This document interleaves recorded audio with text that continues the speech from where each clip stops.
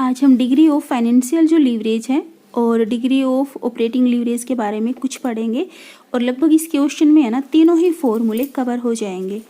तो क्वेश्चन क्या कहता है, किसी फर्म का परिचालन उत्तोलक यानी कि ऑपरेटिंग लीवरेज और फिर वित्तीय उत्तोलक यानी कि फाइनेंशियल लीवरेज क्रमशः यानी कि 3 और 2 दे रखा है। और यदि हमारी सेल जो है ना वो 6% इंक्रीज होती है तो हमारा बिफोर टैक्स, ठीक है, हमें क्या बताना है, इसका प्रॉफिट बताना है, यानी कि कर पूर्व आय में वृद्धि होगी, यानी कि हमारा टैक्स देने से पहले का जो प्रॉफिट है उसमें कितनी वृद्धि होगी ये हमें बताना है। तो इसके लिए हमारे पास क्या कुछ दे रखा वो हम लिख लेंगे, ठीक है। ये है ऑपरेटिंग लीवरेज 3 दे रखा है, यहाँ दे रखा है ये ऑपरेटिंग लीवरेज है 3 और फिर है वित्तीय उत्तोलक यानी कि फाइनेंशियल लीवरेज है 2, तो वो हम यहाँ पे लिख लेंगे। और फिर क्या, बिक्री में प्रतिशत परिवर्तन, ये हमारा दे रखा है 6%।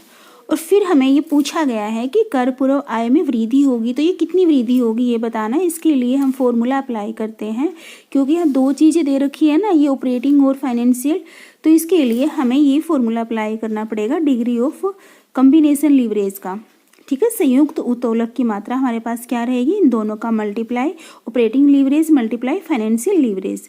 और इसका जो ऑपरेटिंग लीवरेज है इसका फॉर्मूला ये होता है change percentage change in EBIT यानी कि अर्निंग बिफोर इंटरेस्ट टैक्स और फिर बाय में आता है change percentage change in sales, ठीक है। ये होता है हमारा डिग्री ऑफ ऑपरेटिंग लीवरेज का फॉर्मूला।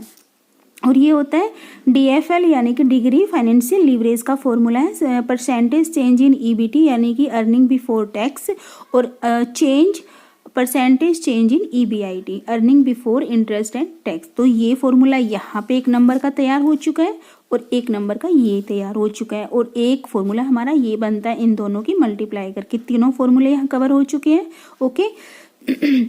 फिर हमारे पास क्या है, इस फॉर्मूले में अप्लाई करेंगे DCL में, तो इससे ये कट जाएगा, फॉर्मूला करेंगे ना तो इससे कट चुका है, तो क्या बचा, percentage change in EBT by percentage change in sales, ये हम लिख देंगे।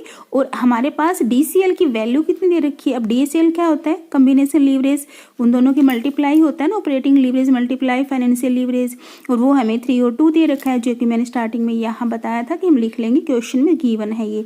और ये लिखने के बाद मल्टीप्लाई करेंगे और फिर इस फॉर्मूले में पुट करेंगे, इसकी जगह 6 और फिर ये परसेंटेज चेंज इन EBT हमें दे नहीं रखा और ये 6 दे रखा है, sales percentage change in sales 6%, okay. और यहाँ सॉल्यूशन करेंगे तो 36% आ जाएगा EBT अर्निंग बिफोर टैक्स, यही पूछा था यहाँ पे कर पूर्व लाभ, ओके। थैंक्स। यहाँ पे